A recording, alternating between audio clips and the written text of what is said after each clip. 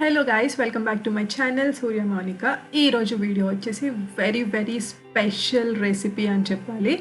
So ఇది మనకి Andhra side బాగా చాలా స్పెషల్ అనమాట. It is nothing but seeramenu or cheeramenu, whatever you call it as.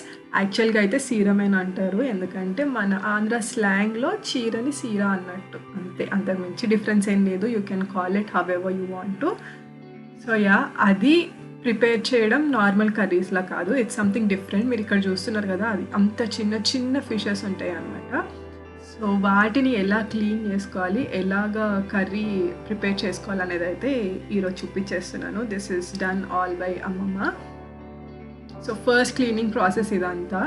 Already pre clean కొద్దిగా అయ్యింది, ఆ తర్వాత ఇంకా క్లీనింగ్ ఉంటుంది. ఇదేంటంటే మనం నార్మల్ ఫిష్ కానీ ఇలా కడుక్కున్నట్టు సెపరేట్గా పీసెస్ లాగా కడుక్కోలేం కాబట్టి, చాలా చిన్న ఉంటాయి కాబట్టి, సో ఇలా ఫిల్టర్ పెట్టుకొని వాష్ చేసుకోవాల్సి వస్తుంది చాలా జాగ్రత్తగా. అండ్ దీంట్లోనే విల్ ఫైండ్ చిన్నవి రొయ్యలు, అంటే చీర వేసి మనకి పడతారు కదా, ఈ చేపలు అనేది చీరతో పడతారు కాబట్టి అందులో ఇంకా వేరే కూడా చిన్న వచ్చేస్తూ ఉంటాయి.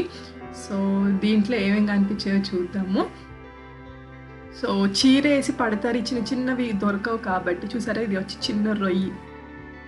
సో ఇలాంటి చిన్న ఫిషెస్ అలాంటివి కూడా వస్తాయి అన్నమాట పట్టినప్పుడు. సో మెయిన్లీ చీరేసి ఈ చేపలు అనేది పడతారు కాబట్టి దానికి ఆ పేరు వచ్చింది సీరమేను అని. సో ఇది మళ్ళీ అన్ని సీజన్స్లో దొరికే ఇది కాదు, దొరకదు ఈ ఫిష్ అన్ని సీజన్స్లో. పర్టిక్యులర్ కైండ్ ఆఫ్ రెయినీ అయిపోయిన తర్వాత ఆ టైంలో పడతాయి అన్నమాట. సో ఇది మాత్రం చాలా జాగ్రత్తగా వాష్ చేసుకోవాలి. యాజ్ యూ కెన్ సీ, ఒక 3-4 టైమ్స్ వాష్ చేస్తే కానీ పోదు, అంటే దాంట్లో ఉన్న డస్ట్ అదంతా ఉంటుంది కదా. సో నీట్గా ఇలా ఫిల్టర్తోనే అటు ఇటు మార్చుకుంటూ క్లీన్ చేసుకోవాలి దీన్ని.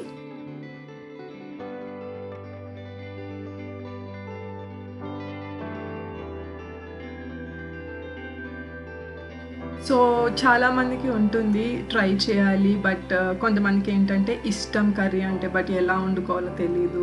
అందుకని చెప్పేసి దీంట్లో ఒక క్లారిటీ వచ్చేస్తుంది, ఎలా వాష్ చేసుకోవాలి, ఎలా కడుక్కోవాలని చెప్పేసి. అండ్ వీ ఫౌండ్ అనదర్ చిట్టి చేప. సో చాలా చిన్న ఫిష్ అనమాట. ఇలాంటివి ఉంటాయి, అవన్నీ క్లియర్ చేసుకుంటూ వాష్ చేసుకోవాల్సి ఉంటుంది.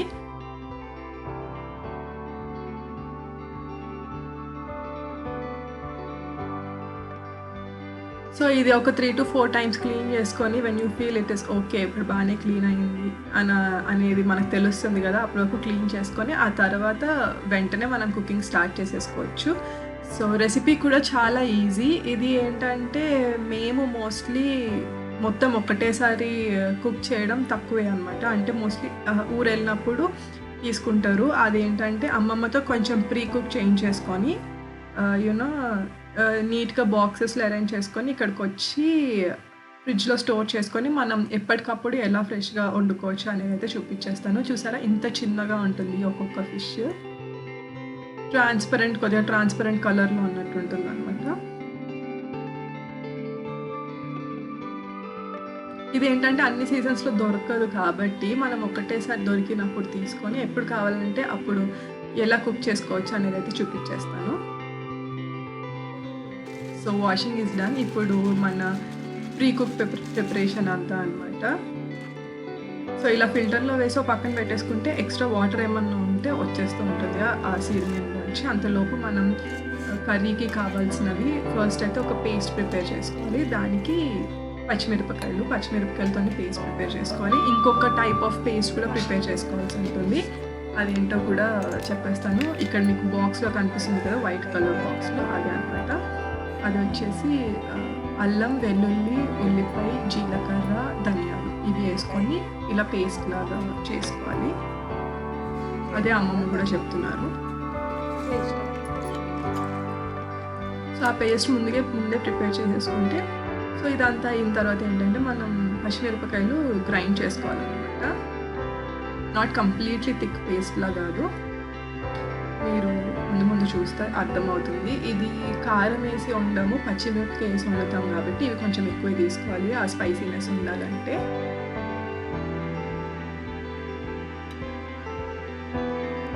ఎక్కువ గ్రైండ్ చేయాల్సిన అవసరం లేదు. యుల్ సీ ఆ కన్సిస్టెన్సీ అలా ఉండేలాగా చేసుకుంటే సరిపోతుంది.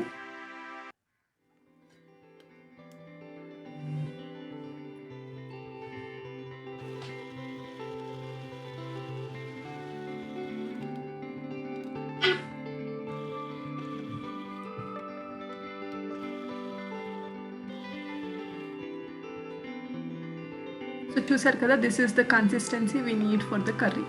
అలా ఉంటే సరిపోతుంది. సో ఇక్కడ 2 టైమ్స్ వేసారు. ఐ మీన్ ఆ గ్రైండర్ అది చిన్నది కాబట్టి బౌల్ 2 టైమ్స్ వేసారు అంతే.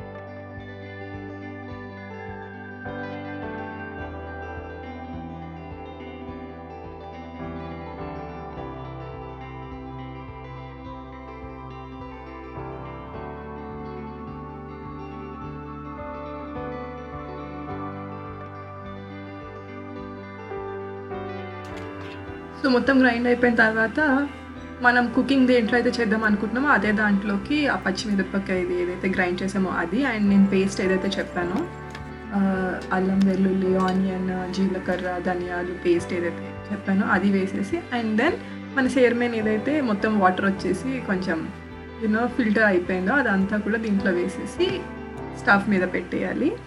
సో అంతకుముందు దీన్ని కలుపుకోవాలి. ఏమేమి వేసి కలుపుకోవాలి అనేది కూడా చూపించేస్తాను.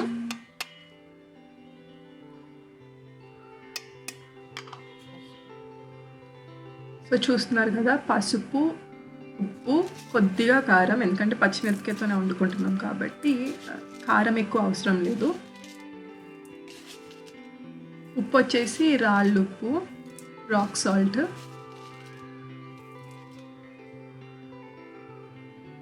చూసారు కదా, కారం ఎక్కువ అవసరం లేదు, కొద్దిగా సరిపోతుంది. ఇప్పుడు దీన్ని బాగా హ్యాండ్తో మిక్స్ చేసుకోవాలి కలిసే వరకు కంప్లీట్గా. అండ్ ఇంకొక మెయిన్ ఇంగ్రీడియంట్ దీంట్లో వచ్చేసి చింతకాయని ఉడకబెట్టి దాన్ని ఇలాగా పేస్ట్ లాగా చేసి మొత్తం ఉడకబెట్టిన తర్వాత ఆ పేస్ట్ ఏదైతే ఉంటుందో దాన్ని దీంట్లో మిక్స్ చేసుకోవాలన్నమాట. ఇది వచ్చేసి మనకి సీరమెన్లో మెయిన్ ఇంగ్రీడియంట్ మన కర్రీలో.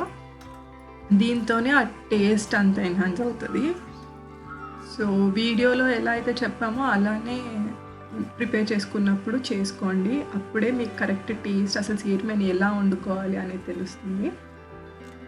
సో ఇది చింతపండు పేస్ట్ కాదండి, దిస్ ఇస్ చింతకాయ, పచ్చి చింతకాయలు ఉంటాయి కదా అది ఉడకబెట్టుకుని సో ఇలా చేసుకున్న పేస్ట్ అది.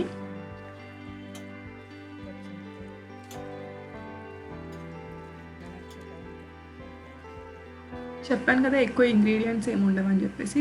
ముందు ప్రిపరేషనే, స్టవ్ మీద పెట్టిన తర్వాత ఎక్కువ పని ఉండదు. కాకపోతే మధ్య మధ్యలో చూసుకుంటూ ఉండాలి. ఫిష్ అనేది చాలా చిన్నది కాబట్టి తొందరగా మనకి బాయిల్ అయిపోయి ఉడికిపోతుంది అనమాట ఫిష్.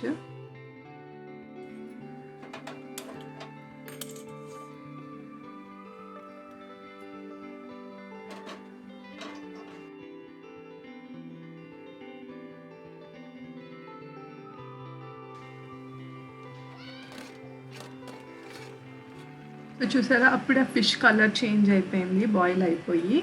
ఇది ఏంటంటే మనకి కలుపుకునే గరిటెలు కానీ స్పూన్స్ కానీ ఏవైతే ఉన్నాయో అది రివర్స్లో పెట్టి కలుపుకోండి, ఎందుకంటే తొందరగా విడిపోతుంది ఫిష్ కాబట్టి.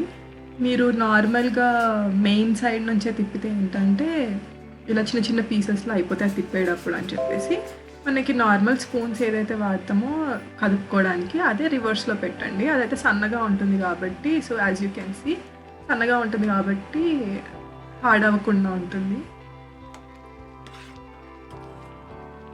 అంటే విడిపోకుండా ఉంటాయి. ఆ ఫిషెస్ అసలే చిన్న చిన్నగా ఉన్నాయి కదా, ఇంకా మొత్తానికి పేస్ట్ లాగా అయిపోతాయి మెయిన్ సైడ్ తిప్పితే అని చెప్పేసి అంతే.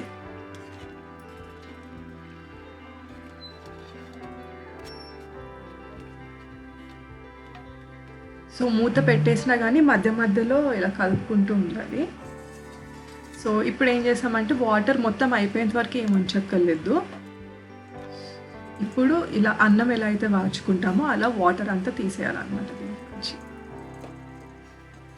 ఫిష్ మీకు ఇలా ఒక్కటి పట్టుకొని తీస్తే అర్థమవుతుంది కదా మెత్తగా అయిందా ఉడికిందా లేదా అని చెప్పేసి. అయిపోయిన తర్వాత ఈ వాటర్ అంతా ఇలా స్ట్రెయిన్ చేసేసుకోవాలి.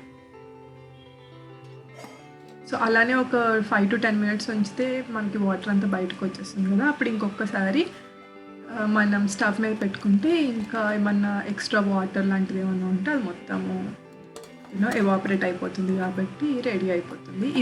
ఇప్పుడు ఇది ఏం చేస్తామంటే మనం ఇదంతా అయిపోయిన తర్వాత ఈ కొద్దిగా వాటర్ ఏమన్నా ఉంటే అవంతా ఎవాపరేట్ అయిపోయిన తర్వాత మనం ఒక బాక్స్లో తీసుకొని ఫ్రిడ్జ్లో స్టోర్ చేసేసుకోవచ్చు. స్టోర్ చేసేసుకొని ఎప్పుడు కావాలంటే అప్పుడు తీసుకొని మనము దీంట్లో తాలింపు పెట్టుకోవాలి. అంతే, ఎప్పటికప్పుడు వేడిగా ఫ్రెష్గా తినచ్చు. సో ఇది అయిపోయిన తర్వాత కూడా అప్పటికప్పుడు తినాలనుకుంటే వెంటనే ఇది అయిపోయిన తర్వాత మీరు తాలింపు పెట్టేసుకోవచ్చు. బట్ ప్రతి సీజన్లో దొరికేది కాదు కాబట్టి మనం ఇది ఎన్ని రోజులు స్టోర్ చేసుకున్నా డీప్ ఫ్రిడ్జ్లో స్టోర్ చేసుకుంటే సరిపోతుంది. ఎన్ని రోజులైనా బాగుంటుంది, ఏం పాడవ్వదు. అండ్ ఇప్పుడు పోపు ఎలా పెడుతున్నామని చూసేద్దాం.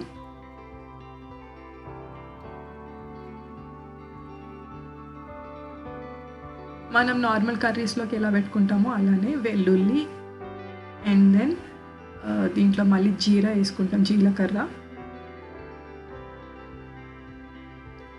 కరివేపాకు అండ్ ఎండుమిరపకాయ, రెడ్ చిల్లీ.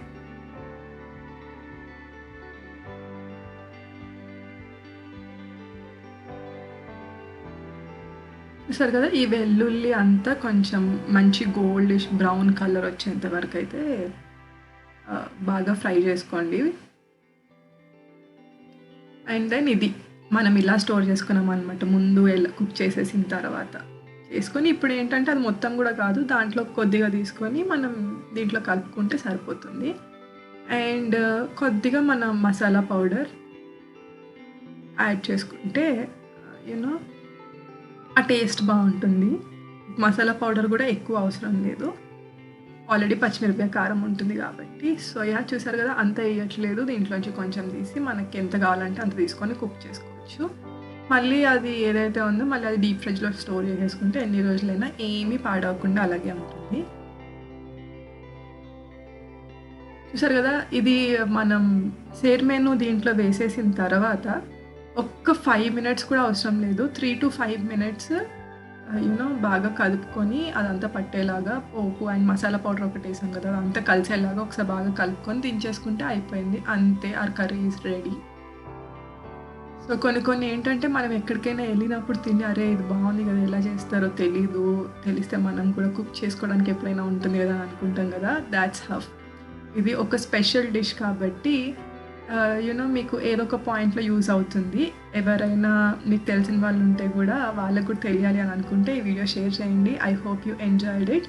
మళ్ళీ ఒక మంచి వీడియోతో మీ ముందుకు వచ్చేస్తాను. అప్పటి వరకు మన ఛానల్ని ఇప్పుడే కొత్తగా చూస్తున్నట్టయితే మన ఛానల్కి సబ్స్క్రైబ్ చేసుకోవడం మాత్రం అస్సలు మర్చిపోకండి. మీకు కింద కనిపిస్తున్న red colour subscribe button click చేసి ఆల్సో పక్కన ఉన్న బెల్ ఐకాన్ క్లిక్ చేసి మీ నోటిఫికేషన్స్ ఆన్ చేసుకోండి. సో దట్ నేను ఎప్పుడైనా ఇలాంటి మంచి యూస్ఫుల్ వీడియోస్ చేస్తే వెంటనే మీకు నోటిఫికేషన్ వచ్చేస్తుంది. అప్పుడు ఏ వీడియో కూడా మీరు మిస్ అవ్వరు. Until next time, bye bye and take care.